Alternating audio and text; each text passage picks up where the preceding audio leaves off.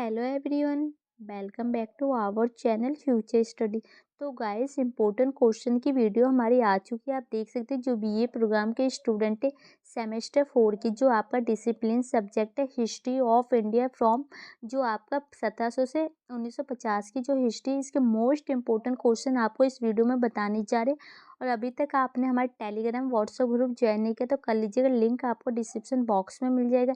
And ये जो video important होने वाली due as well regular NCBF college student की होने जा रही है जो सेमेस्टर 4 के।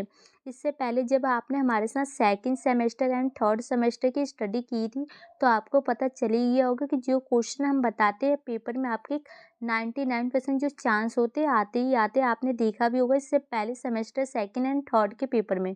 ठीक है, तो चलिए आपको इम्पोर्टेंट क्वेश्चन बताते हैं। और आपको पता है कि जैसे कि आपका सिलेबस के अकॉर्डिंग आपको 7 यूनिट आपके पेपर में आ रही है, लेकिन स्टूडेंट ये कहते हैं कि जो 7 यूनिट में ना इंपॉर्टेंट क्वेश्चन जो बनते हैं यहाँ टोटल 45 बनते हैं। और 45 क्वेश्चन सभी स्टूडेंट नहीं कर पाएंगे, उन्हें बहुत ज़्यादा मुश्किल लगेगा कि जो हम इतने सिलेबस को अपने कैसे कवर करेंगे। तो इसके लिए आपको सबसे अच्छा आइडिया ये है ना कि आप कोई से भी 4 यूनिट ले लीजिए। 7 में से आप 4 यूनिट ले लीजिए, 3 यूनिट को आप छोड़ सकते हैं। ठीक है, 4 यूनिट लेंगे तो आपको पता है कि 4 क्वेश्चन बन जाएंगे 4 यूनिट से। और एक क्वेश्चन जो होता है टिप्पणी का होता है। टोटल 5 क्वेश्चन आते हैं। 4 से 5 यूनिट आप कंप्लीट कीजिए, आपका सिलेबस कंप्लीट हो जाएगा और पेपर में वही क्वेश्चन आ जाएंगे। तो यहाँ पर 45 इंपॉर्टेंट क्वेश्चन है, जिसमें से हमने आपको 20 इंपॉर्टेंट क्वेश्चन बताएंगे 4 यूनिट के। जो आप 4 यूनिट को भी करेंगे तो आप पास आउट हो सकते हैं अच्छे नंबर से। ठीक है, तो ये आपको समझ में आ गया। अब देखते हैं जो यूनिट आपका फर्स्ट है, इसके इंपॉर्टेंट क्वेश्चन क्या बनते हैं। यहाँ पर क्वेश्चन हिंदी इंग्लिश दोनों मीडियम में लिए गए हैं, तो आप देख सकते हैं।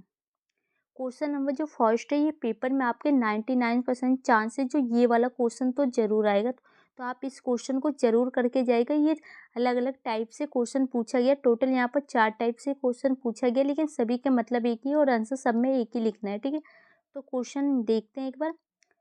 18वीं सदी के इतिहास पर विभिन्न ऐतिहासिक विचारों की संक्षेप में समीक्षा कीजिए।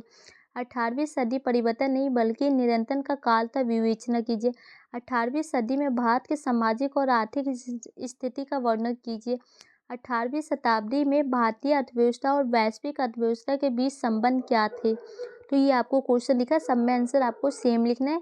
और जो 4 टाइप से पूछा जाएगा एंड क्वेश्चन सेकंड थर्ड है, ये कम इम्पोर्टेंट क्वेश्चन है, देख सकते हैं इसी यूनिट फर्स्ट का है। 18वीं शताब्दी संबंधित मुख्य वाद विवाद क्या है। 18वीं सदी के अंत तथा 19वीं सदी की शुरुआत में किन कारणों से भारतीय पारंपरिक उद्योग का पतन हुआ। तो 3 में से एक क्वेश्चन आपके पेपर में जरूर आएगा। ठीक है, यूनिट सेकंड देख सकते हैं, इसके इम्पोर्टेंट आपको एक चीज़ बता दी, जो यूनिट सेकंड है काफ़ी बड़ा चैप्टर है और इसमें काफ़ी सारे क्वेश्चन बनते हैं। कम से कम इस चैप्टर से आपको 10 से 12 क्वेश्चन हमने लिए हैं। और अगर आपने इस यूनिट को कंप्लीट किया ना तो इसमें से आपके पेपर में 2 से 3 क्वेश्चन आपको इसमें से देखने को मिलेंगे। ठीक है, तो काफ़ी बड़ा यूनिट है, आप देख सकते हैं। इसके इम्पोर्टेंट क्वेश्चन आपके सामने। मराठा राज्य संघ में विभिन्न राजवंशों के विषय में लिखे, इस क्षेत्र में उन्होंने कैसे शासन किया। क्वेश्चन 5, मराठा राज्य की उत्पत्ति और पतन के कारणों को स्पष्ट कीजिए। इम्पोर्टेंट क्वेश्चन है। क्वेश्चन 6 है, मैसूर का उत्थान और पतन कैसे हुआ। मैसूर एक बड़ी क्षेत्रीय ताकत के रूप में कैसे मजबूत और स्थापित हुआ।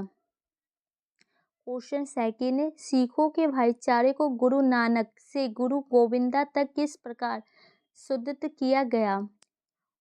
सिख राज्य का उदय, अहम स्वरूप पर चर्चा कीजिए। मिसालों का उदय कैसे हुआ, सिख राज्य व्यवस्था में उनकी भूमिका क्या थी। तो ये तीनों 3 टाइप से क्वेश्चन पूछेगा, आंसर सेम है सब में। ठीक है, क्वेश्चन नंबर जो 8 है, आप देखिए, मुगल साम्राज्य के पतन के मुख्य कारण क्या थे, इम्पोर्टेंट है। क्वेश्चन 9 है, पानीपत के युद्ध में मराठों के पराजय के कारण क्या थे और पानीपत के युद्ध के क्या परिणाम निकले। ये भी क्वेश्चन इंपॉर्टेंट है। क्वेश्चन 10 देख सकते हैं, जो अंगार मराठा संघर्ष 1772 से 1818 का वर्णन कीजिए।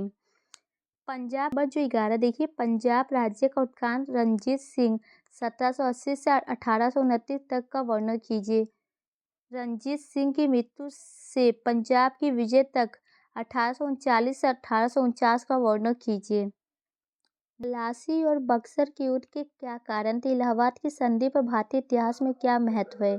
नेक्स्ट क्वेश्चन है, बंगाल पर ब्रिटिश विजय अंग्रेजों की विस्तारवादी नीतियों का परिणाम था, व्याख्या कीजिए। जो नेक्स्ट क्वेश्चन है, क्वेश्चन नंबर जो 15 है, 3 टाइप से पेपर में पूछे जाएंगे। देखिए, बंगाल राजनीति की क्या प्रकृति थी? उत्तर लिखिए। बंगाल के नवाबों तथा अंग्रेजों के रिश्ते में तनाव क्यों उत्पन्न हुआ? क्या आप यह सोचते हैं कि नवाबों की व्यक्तिगत असफलता के कारण बंगाल में राजनीतिक रूपांतरण हुआ? तो इम्पोर्टेंट क्वेश्चन है, क्वेश्चन नंबर ये 15 है, ठीक है।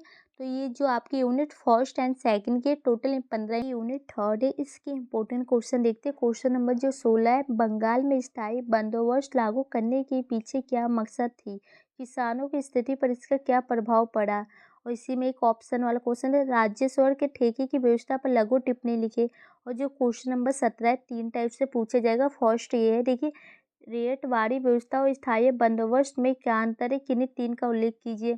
और ये 2 ऑप्शन में आपको यहाँ क्वेश्चन दिख रहा है। क्वेश्चन एक ये कि ग्रामीण अर्थव्यवस्था पर महलवाड़ी बंदोबस्त का क्या प्रभाव पड़ा, ठीक है। तो ये ऑप्शन वाले क्वेश्चन है। इसके बाद जो क्वेश्चन नंबर 18 आपके सामने देखिए, किसी के वाणिज्यकरण अहम ग्रामीण समाज पर इसके प्रभाव की व्याख्या कीजिए। और जो आपका क्वेश्चन नंबर 19 है, अनुयोगीकरण की प्रक्रिया अहम, इसके बाद विवाद का चर्चा कीजिए। क्वेश्चन 20, धन के निष्कासन के संदर्भ में दादा भाई नौरोजी के मुख्य योगदान की व्याख्या कीजिए।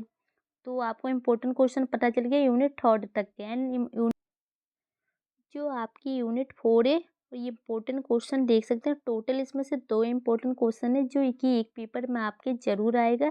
तो देख लीजिए, सबसे फर्स्ट क्वेश्चन जो बनता है आपका, जो 1857 महान विरोध के कारण और उसका परिणाम का वर्णन कीजिए। तो इसमें जो इसका कारण क्या है और इसके परिणाम क्या है, ये बताना है। और इसी में ये ऑप्शन में एक क्वेश्चन है कि जो इसकी असफलता के क्या क्या कारण थे, उसके प्रभाव क्या क्या था, वो बताना है, ठीक है। और क्वेश्चन नंबर 22 है, जो इसमें आपको बताना है कि जो 1857 के विरोध की प्रकृति और स्वरूप की विवेचना कीजिए। क्या इसका प्रथम स्वतंत्रता संग्राम था? तो इसका जो स्वरूप और प्रकृति के बारे में बताना, ये वाला क्वेश्चन ऊपर वाला आने का चांस है। क्वेश्चन नंबर 21, 2 में से एक क्वेश्चन आपके पेपर में जरूर आएगा। तो यहाँ पर आप देख सकते हैं कि टोटल आपकी 4 यूनिट कंप्लीट हो चुके हैं, जिसमें से 22 इंपॉर्टेंट क्वेश्चन बनते हैं। अगर आपने 22 इंपॉर्टेंट क्वेश्चन कर लिए ना, इसी में से आपके 5 क्वेश्चन पेपर में आ जाएंगे और आपको 5 ही क्वेश्चन करने होते हैं। एंड इसके बाद की भी आपको यूनिट देखनी है इंपॉर्टेंट, क्योंकि आपको एक आइडिया होना चाहिए कि कौन सी जो यूनिट है ईजी है और किस टाइप से क्वेश्चन पूछे जा रहे हैं, उसके अकॉर्डिंग भी आप तैयारी कर सकते हैं। तो जो आपकी यूनिट 5 है, इसके इम्पोर्टेंट क्वेश्चन देखते हैं। 19वीं शताब्दी में भारत के सामाजिक धार्मिक सुधार आंदोलन की व्याख्या कीजिए। ज्योतिबा फूले तथा नारायण गुरु के योगदान का वर्णन कीजिए। तो आपको जैसे कि दिख रहा है यहाँ पर यूनिट 5, इसमें आपको जो सामाजिक आंदोलन होते हैं ना, उसके बारे में बताना है। तो जैसे कि आपको बाकी यूनिट से ये यूनिट काफ़ी इजी लगेगा, क्योंकि जो समाज में आंदोलन चलते रहते हैं उसके बारे में आपको लिखना हो, तो इसमें अच्छे से बना के भी आप लिख सकते हैं। इसका नेक्स्ट क्वेश्चन देखते हैं। भारत में धर्म और महिला की स्थिति पर राम मोहन राय के विचारों के बारे में विस्तार से बताइए।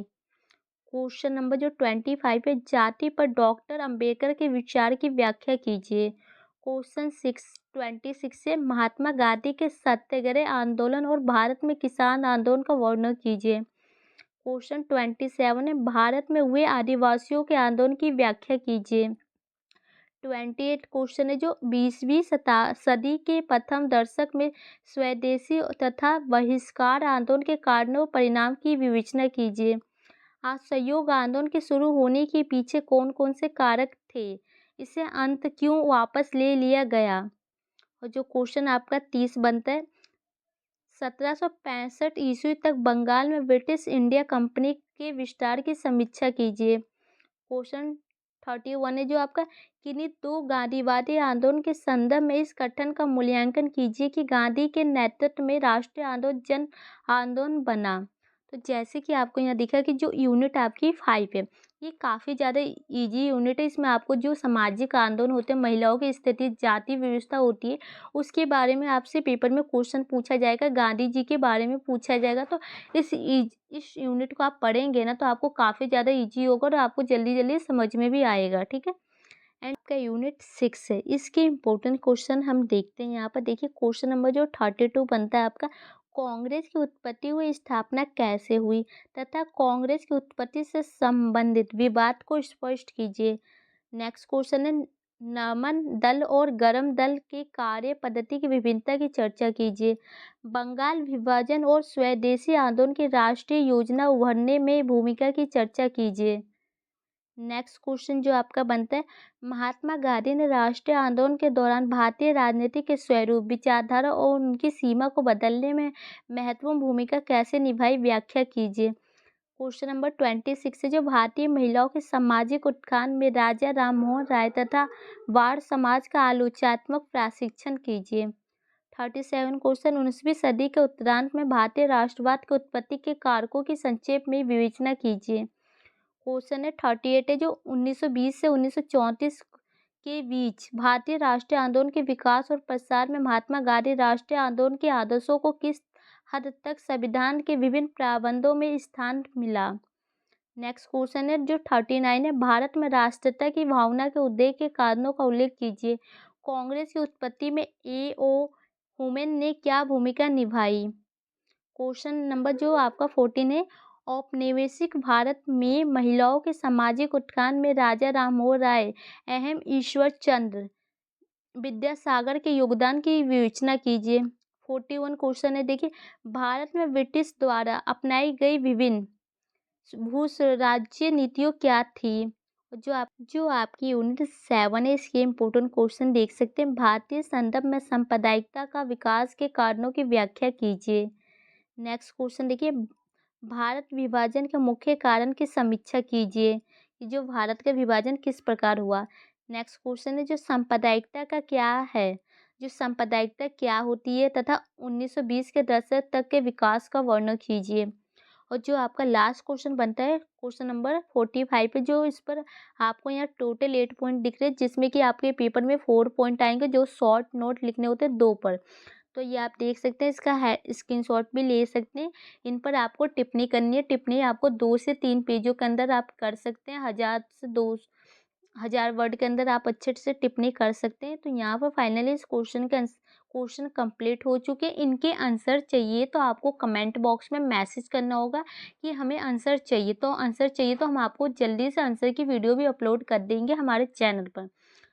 तो आप 1 से 7 यूनिट के बीच में आप देख सकते हैं अपने अकॉर्डिंग। अगर आप कोई से भी 4 यूनिट भी कंप्लीट कर लेते हैं तो आपका 50% जो सिलेबस कंप्लीट हो जाएगा, जिससे ये होगा कि आप 4 से 5 क्वेश्चन जो अपने पेपर में कर सकते हैं और पास आउट हो सकते हैं अच्छे नंबर से। तो वीडियो अच्छी लगे तो लाइक शेयर जरूर कीजिएगा। प्लीज़ चैनल पर न्यू है तो सब्सक्राइब कर लीजिएगा। वीडियो को शेयर कीजिए। Thank you.